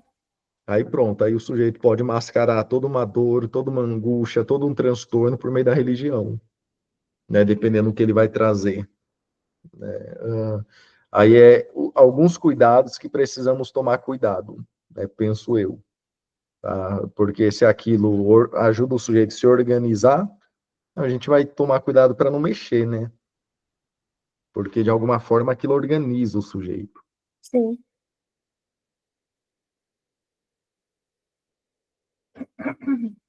Algum comentário? Não, por enquanto não. Em 36, esse importante e controvertido pensador, o que eu vou mencionar aqui do Lacan é sobre o estágio do espelho que ele fala, tá? Tá. Ele fala do estágio do espelho, vou resumir. Ele diz que no estágio do espelho existe três processos, né? O processo de indiferenciação, transitoriedade e diferenciação. Ou seja, o bebê, a criança olha para o espelho, ela não consegue se diferenciar. No segundo momento, ela consegue se diferenciar, mas não completamente. Ela se pergunta: eu estou aqui ou eu estou lá? Eu estou lá, eu estou aqui. Onde eu estou? Eu estou lá, eu estou aqui. Aquilo é eu sou aquilo. Ela está transitando entre o reflexo e ela mesma. Tá? E no terceiro momento, que é o momento de diferenciação, ela consegue diferenciar-se. Ok? Eu estou aqui, o meu reflexo está lá. Aquele reflexo é meu, pertence a mim. Ok? É basicamente isso o estágio do espelho do Lacan. O Winnicott vai falar que o espelho. Aqui, ó. O Winnicott vai falar que o papel do espelho da mãe e da família é importante no desenvolvimento da criança. Quando olho, sou visto, logo existo. Ou seja, ao se ver refletido no olhar da mãe. O autor concebeu uma das mais originais e gratificantes contribuições, numa concepção diversa de Lacan. Ainda que o Winnicott admita que se baseou na etapa do espelho, para o Winnicott, o primeiro espelho da criatura humana é o rosto da mãe, é o seu olhar, Ao olhar-se no espelho do rosto materno, o bebê vê a si mesmo. Quando olho sou visto, logo existo. Neste contexto, cresce muito a responsabilidade da mãe real, pois, sendo um espelho do seu filho, ela tanto pode refletir o que ele realmente é, ou qual um espelho que distorce a imagem. Típico dos parques de diversão. A mãe pode refletir o que ela é, o que ela imagina ser, e não o que a criança é. Este papel da mãe abriu um largo campo de compreensão em relação à função especular do psicanalista. A imagem que o analista, mãe, tem dos potenciais do seu paciente filho torna-se parte importante da imagem que o próprio paciente faz de si mesmo. Eu não ia ler o Lacan aqui, não, mas eu acho que vai ser importante a gente ler ele. Ok? Certo. Até mesmo o Winnicott se baseia no Lacan. Esse importante e controvertido pensador francês resgata os estudos do Freud, pertinente aos pacientes narcisistas e paranoide. O estágio do espelho. A partir dos 6 meses, a criança começa a conquistar a imagem da totalidade do seu corpo. Ela está conquistando a imagem da totalidade do corpo. Primitivamente, a criança não tem experiência corporal como uma unidade integrada. Pelo contrário, ela percebe o seu corpo como sendo uma dispersão de todas as suas partes, como a pintura de Jerônimo Boschi em Jardim dos Prazeres. Então, a criança, no início, ela se vê toda dispersada, é um monte de parte, tá? Sim. Essa dispersão corresponde à sensação de que haveria tantas parcialidades do corpo quantas funções fisiológicas existissem. Isso porque nos primeiros anos de vida, por falta de maturação biológica, o lactente encontra-se submerso em uma confusão de sensações desordenadas, difusas, indiferenciada. Ele não sabe de onde procedem. Daí decorre a fantasia do corpo dividido, com a respectiva angústia de despedaçamento, que se manifesta nas situações psicóticas. Não há uma noção plena, completa do corpo, tá? Sim. O corpo está despedaçado. E, juntamente com isso, as funções também. Essa etapa do espelho, segundo Lacan, prolonga-se dos 6 aos 18 meses. Processa-se em 3 fases fundamentais. Primeira, a criança percebe o reflexo no espelho como se fosse um ser real, no qual procura aproximar-se ou apoderar-se. Essa imagem que é sua é imaginada como sendo do outro. A imagem é dela, mas perceba que ela não consegue se ver, se perceber. A imagem do outro é percebida como sendo a de seu próprio corpo. Há uma indiferenciação. Em uma segunda fase, a criança percebe que o outro do espelho não é um ser real, que não passa de uma imagem, e por isso ela não vai mais procurá-la atrás do espelho. A terceira fase consiste em que a criança já sabe que o refletido é apenas uma imagem dela própria. Aqui. Nessa ocasião, ela manifesta um intenso júbilo e gosta de brincar com os movimentos do seu próprio corpo no espelho. Aqui já existe uma diferenciação, tá? Aqui, no primeiro momento, é indiferenciação, o segundo é transitoriedade, e o terceiro, a diferenciação.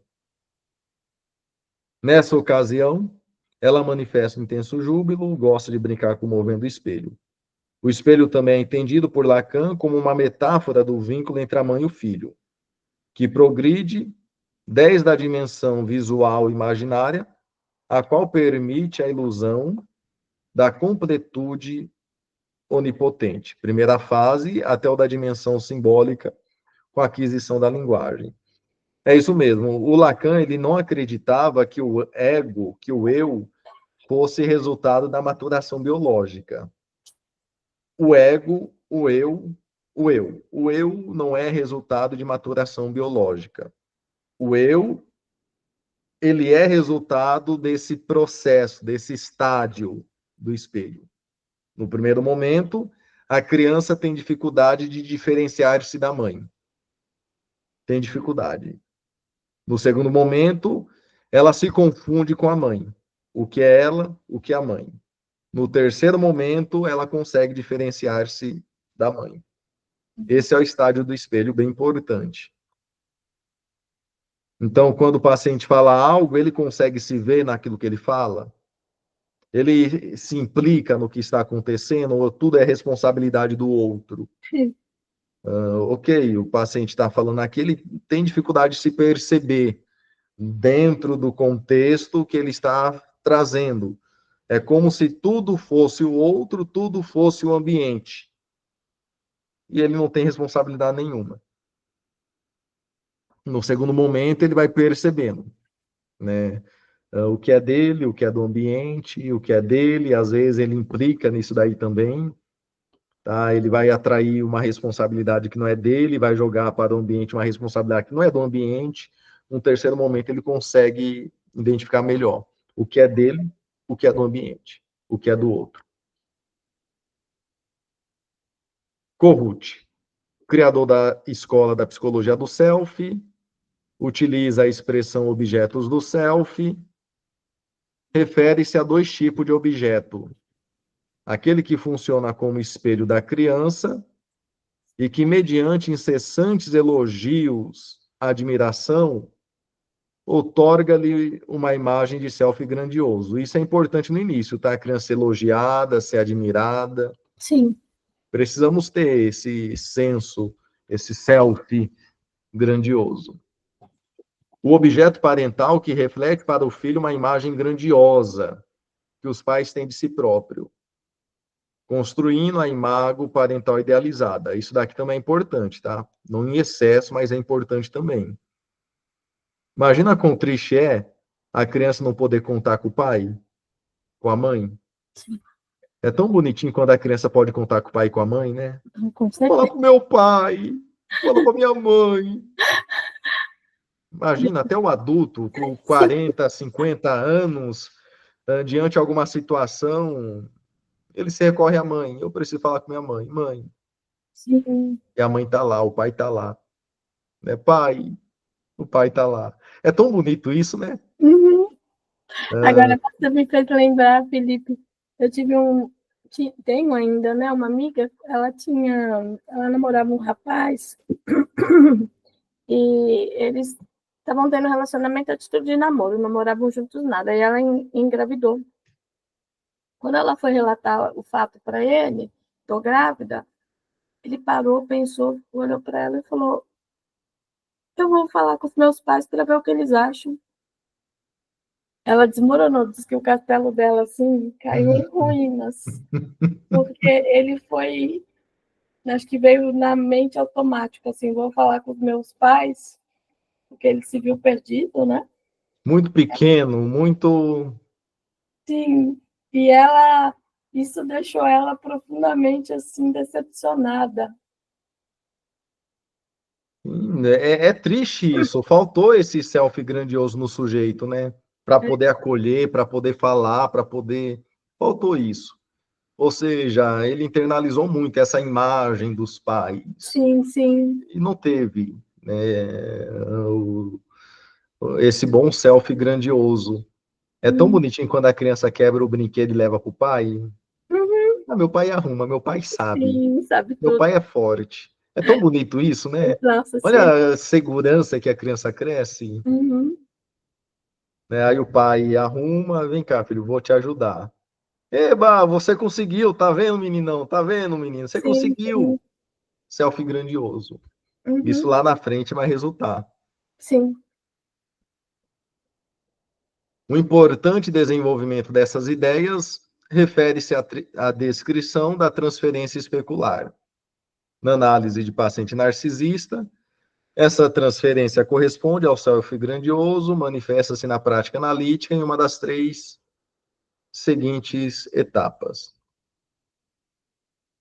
Corresponde ao conceito do Freud, ego do prazer purificado. Se manifesta através do paciente que crê que o seu analista não passa de uma mera extensão sua, pois ambos estariam em uma fusão arcaica.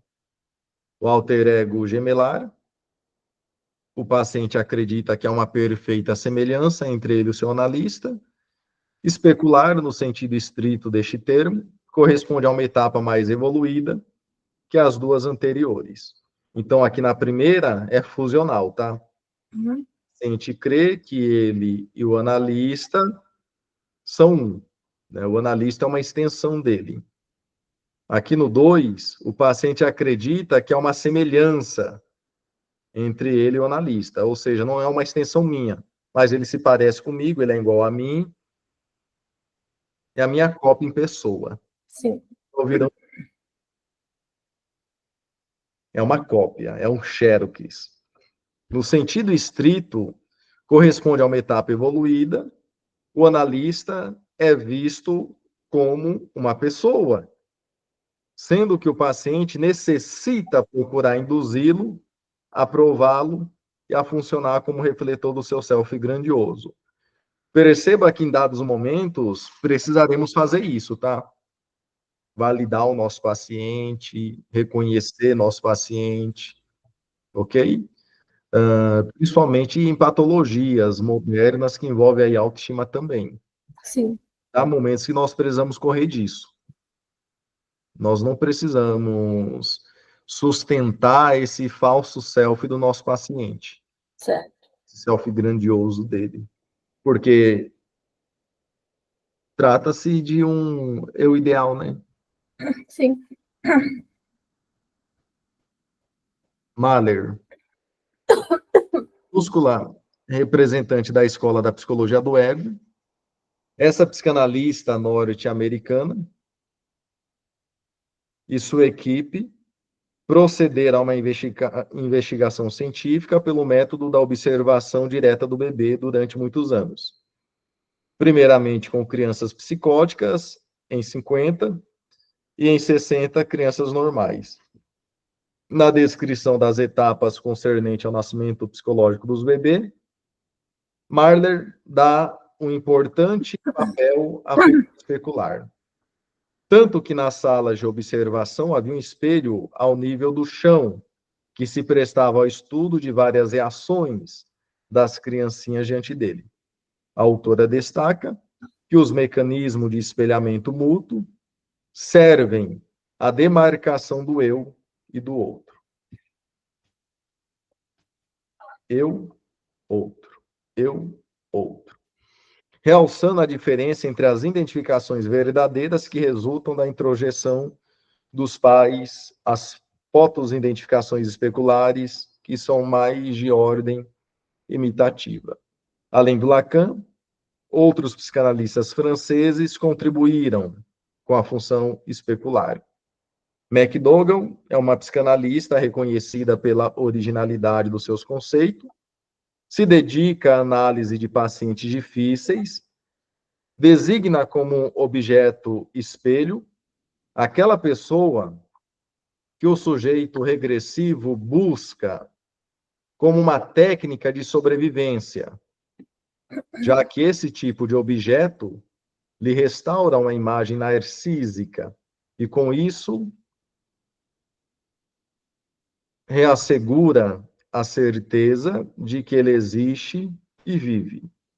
Então, se minha mãe me falava muitas palavras bonitas, me colocava lá para cima. Eu sou o tesouro da mamãe. Eu Sim, sou o bebezão da mamãe. E ela faz tudo por mim. Perceba que eu vou buscar pessoas que me tratem assim, que me achem o máximo, ok? Eu quero me sentir o máximo. Eu vou atrás de pessoas porque eu não sei viver sem isso.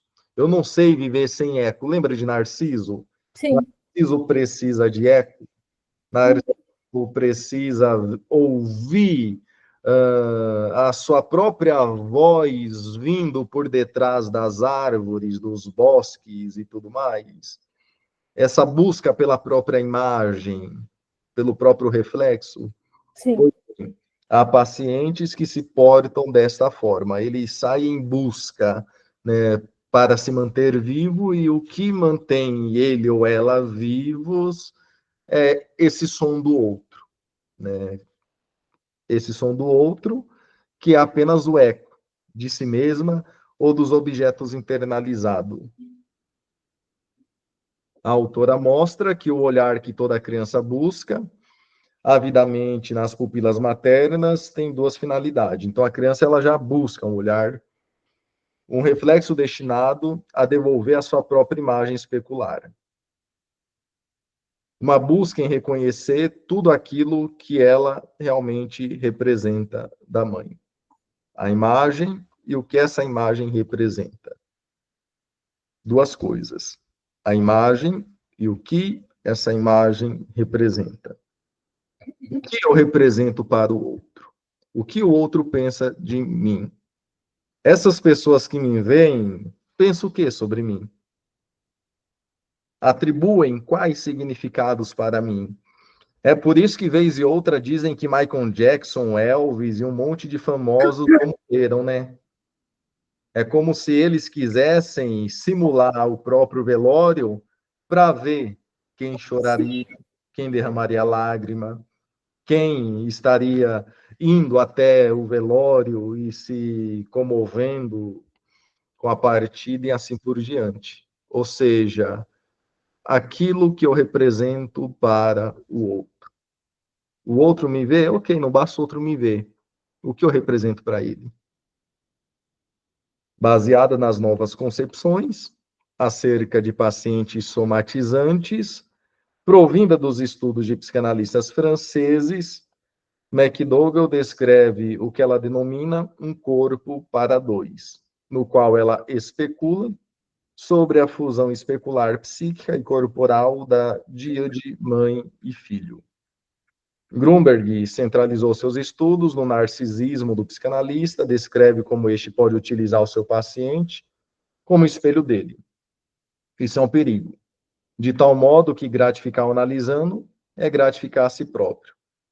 Isso daqui pode se tornar um perigo também, tá? Sim. E para finalizarmos, esse autor aqui tem estudado particularmente o uso abusivo que as mães, os analistas, cometem ao violentar a criança ou paciente, com imposição especular dos seus próprios interesses, dos seus próprios desejos identificatórios. Ou seja, trata-se da mãe que reflete a criança não quem de fato ela é, mas como deve e não deve ser. Uhum. E expressar suas emoções, assim como quem ela será no futuro. Fica implícito que o não cumprimento dessa profética imagem custará um preço elevado ao seu filho. Teu nome é João, és o filho adorado, és obediente da mamãe.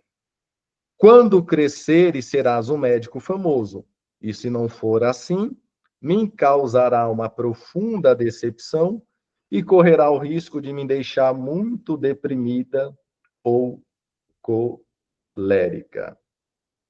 Essa imposição do próprio desejo, das próprias expectativas sobre o outro.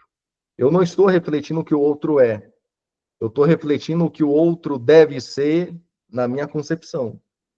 Eu estou refletindo o que o outro deve ser naquilo que eu imaginei, Sim, aquilo que eu seria se estivesse no lugar dele. Mas eu não sou ele. Ele é sim. um, né? E esse respeito à alteridade do sujeito é importante. Ok? Certo. Pergunta, Raquel? Não, tá Não? ótimo. Perfeito. A CRI, eu acredito que quando falta esse reflexo, o sujeito ele tende a distorcer a imagem que tem de si, tá? Sim, Eu não me conheço, porque eu me conheço a partir do outro, e se o outro não foi fiel a, a refletir-me por inteiro, eu não me conheço por inteiro e por completo. Há uma grande parte minha que desconheço, e quando alguém fala talvez alguma coisa, eu digo, é isso que eu sou. Então eu saio em busca de que alguém fale alguma coisa sobre mim, para eu falar, é isso que eu sou. Aí sim, alguém fala, você é corintiano. Ah, é, eu sou corintiano. Ah, você é machista. Ah, ok, eu sou machista. E eu passo a me comportar como machista. Ah, você é mulherzinha porque você chora. Ok, eu passo a me comportar como mulherzinha sim, porque eu choro. Essa perda de identidade, sabe? sim, sim, sim. Essas crises de identidade também. Ou seja, não fui muito bem refletido. Então, todo reflexo que vem de lá para cá é isso, sou eu. Dizem que eu sou isso? Talvez eu seja. Não sei por quanto tempo. Aí vem alguém e fala: ah, não, não é você, você é uma outra coisa. E eu vou sendo o que estão dizendo que eu sou, Sim, sem me dar, talvez, a permissão de descobrir quem eu sou. Alguém que talvez vai refletir, talvez com mais lealdade, com mais precisão, aquilo que é meu. Por isso que uma das funções mais importantes na clínica do terapeuta é a função especular. Eu preciso refletir o que o meu paciente foi, o que o meu paciente é e o que ele pode ser. Psicanálise que fica presa no passado é uma psicanálise manca, tá? Eu preciso olhar para o paciente e falar, e aí, o que você vai fazer com isso? Ok, tudo se resume, então, à tua história de vida, o que a tua mãe fez? É isso. Sua mãe e seu pai não fizeram por você até os 10 anos. E durante quanto tempo você já não faz algo por você? Você está repetindo seus pais. Você não pode culpar toda a desgraça da tua vida. Não pode culpar seus pais por toda a desgraça. Você teve escolha, teve oportunidade. Aí é uma psicanálise mais cirúrgica. Mas isso é importante. Eu preciso refletir o que o paciente foi, o que ele é, o que ele está sendo e o que ele pode ser. Tá certo? Eu preciso também refletir que ele só não está sendo outra coisa diferente do que ele é agora, porque ele tem um passado. sim, Esse passado ele tem culpa, tem angústia, tem marcas, tem dores. sim, sim. É um espelho, Certo. ok? Uhum. Mais ou menos quando a gente vai para o salão, não é apenas o espelho de frente. A gente pega um espelho e vai mostrando para o sujeito, ok? Sim. Às vezes é importante a gente virar o espelho na mão, para que ele se veja, para que ele se perceba. Pergunta, comentário? Não, não. Ok. Então, gratidão, Raquel. Gratidão, Felipe. Gratidão, Dani. Agradeço a participação de vocês.